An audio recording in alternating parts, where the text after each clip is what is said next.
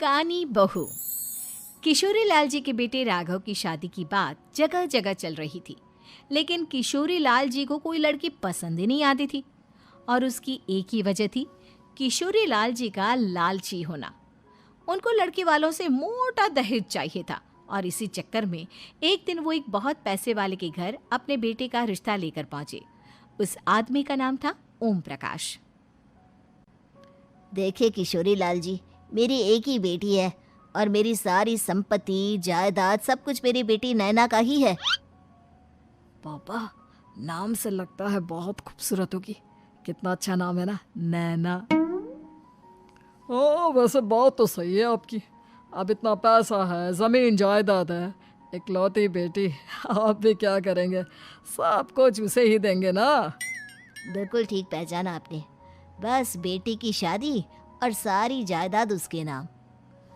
पापा, बिना देखे हाँ कर दीजिए ना। इतना अच्छा रिश्ता फिर कहाँ मिलेगा? माला माल हो जाएंगे हम। मैं अपनी बेटी को बुलाता हूँ। अरे नहीं नहीं नहीं नहीं, आपकी बेटी का नाम नैना है, सुनकर ही लगता है बहुत सुंदर होगी। रहने दीजिए अंकल, मैं तो आपकी बेटी के नाम से ही इतना खुश हो गया हूँ कि उसे बिना देखे शादी करने को तैयार हूँ। अब तो मैं उसका चेहरा सीधे शादी के बाद ही देखूंगा। और इस तरह राघव नैना का चेहरा नहीं देखता और उससे शादी कर लेता है। शादी के बाद अपनी सुहाग रात पर जब राघव नैना का घूंघट उठाकर देखता है तो नैना की आंखें बंद थी। कितने खूबसूरत हो तुम नैना, जरा अपनी आंखें खोलकर मेरी तरफ देखो तो सही।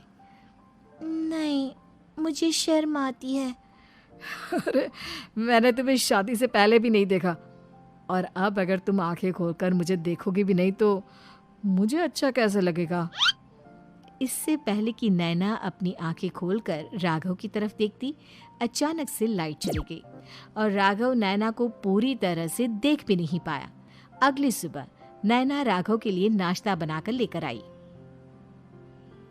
अरे ये क्या, आधा पराठा सेका हुआ है और आधा बिल्कुल कच्चा। ये तुमने क्या किया नैना? बहू, तुमने क्या आधा पराठा तवे से नीचे लटका कर रखा था, जो आधा सिका है और आधा कच्चा? मुझे जितना दिखेगा उतना ही तो सीखूंगी ना पापा जी। जहाँ जहाँ मुझे नजर आ रहा था वहाँ मैंने सीख लिया, जहाँ जहाँ नहीं दिखा वहाँ कच्चा रह गया होगा। इसका क्या मतलब है? ये कैसा मजाक कर रही है तुम? अरे बहू, तुमने इतना लंबा घूंघट क्यों लगाया हुआ है? देखो, हमारे घर में बहुओं को बेटी की तरह रखा जाता है, और फिर तुम तो इतना सारा माल लेकर आई हो। देखो, ये घूंघट डालकर रखने की कोई ज़रूरत नहीं है। हाँ नैना, पापा जी ठीक कह रहे हैं, तुम तो आराम से रहो, अपना ही घर समझो। नैना अचानक से अपना घूंघट उठा लेती है। अरे ये क्या पापा, नैना की तो एक आंख फूटी हुई है। नाम से नैना, लेकिन ये तो कानी बहू निकली। मेरे साथ धोखा हुआ है, धोखा। बिना दिखाए अपनी कानी लड़की मेरे संग ब्याह दी।